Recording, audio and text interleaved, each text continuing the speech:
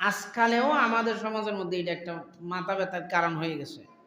দুনিয়ার আকাম করব কোকাম করব মাথায় টুপি দিয়া, দুনিয়ার আকাম কোকাম করব, নিজে তো চুরি বাটফারি ধান্দারি মানে ঠাউটারি করবই, সাথে একটা বুরকা ফিন্দা যাইব।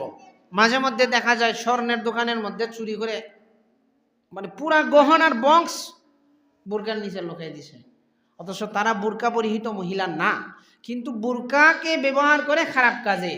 অনেক পুরুষ দেখবেন এরকম জীবনে পাঞ্জাবি টুপি পরছে না, ওই যে মাঝে মধ্যে দেখেন এখানে আসে, আমি 2-3 বার ধরছিও যে আমরা এই কাজ করবো আমাদের ছাদা দেন, নেয় না।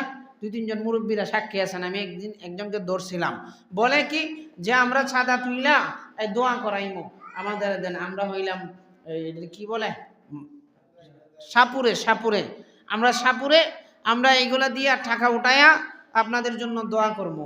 তখন আমি বলছিলাম তোমরা যদি সাপুরে হো আমাদের কোনো মাথা ব্যথার কারণ নাই, সাপুরে যদি হো তোমাদের আলাদা লেবাস আছে, ওই লেবাসে তোমরা আসো, মানুষ দিবে, কোনোদিন না করবে না।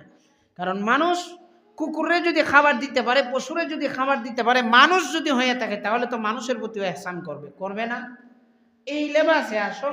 কিন্তু এইদিকে দেখা যায় ক্লিন শেপ, আবার ওইদিকে পাঞ্জাবি পরে আইছে, টুপি পরে আইছে, মানে এইটা একটা ধর্মীয় আবেগটারে কাজে লাগাইতেছে। তো এইরকম বহুত মানুষ আছে বুরকা পরিধান করে কইরা দেখা যায় খারাপ কাজে লিপ্ত থাকে, মানে চুরি বাটফার এটাও আমি বদমাইশি যা করে করা অবস্থায় দেখা যায় মাথায় টুপি, আবার দেখা যায় পাঞ্জাবি পরিহিত, অথচ সে এই এই লেবাসের কোনো মানুষ হয় না। তো ওই যেটা বুঝাইতে চাইছিলাম, অনেক সময় এরকম হয়ে যায় যে দড়াকায় পর্যন্ত পরে দেখা যায় যে কুজুই নাই, না সে মাদ্রাসারই ছাত্র না, সে দিনেরই কোনো মানুষ না।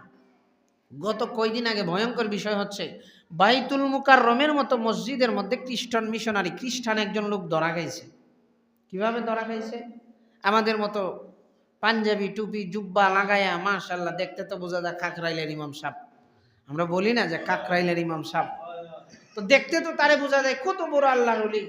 কিন্তু ধরার পরে দেখা গেছে তার শরীরের মধ্যে ট্যাটু করা, ট্যাটু করা খ্রিস্টানদের যে ক্রুশ, আমি কয়দিন আগে বলছিলাম খ্রিস্টানদের ক্রুশ চিহ্ন এখানে ট্যাটু করা, এবং ওইদিকে যীশু খ্রিস্ট যে আছে, মানে ঈসা আলাইহিস সালামকে তারা তো যীশু মনে করে, ঈসা আলাইহিস সালামকে তারা যে অবয়বটা দিছে মানে যেরকম মনে করে ওই রকম একটা ট্যাটু করছে, কইরা নামাজের মধ্যে গেছে। পরবর্তীতে যখন ধরা গেছে এখন দেখা যায় সে খ্রিস্টান। কি ভয়ঙ্কর অবস্থা! দেখতে তো মাশাআল্লাহ, কিন্তু তলে তলে এই অবস্থা।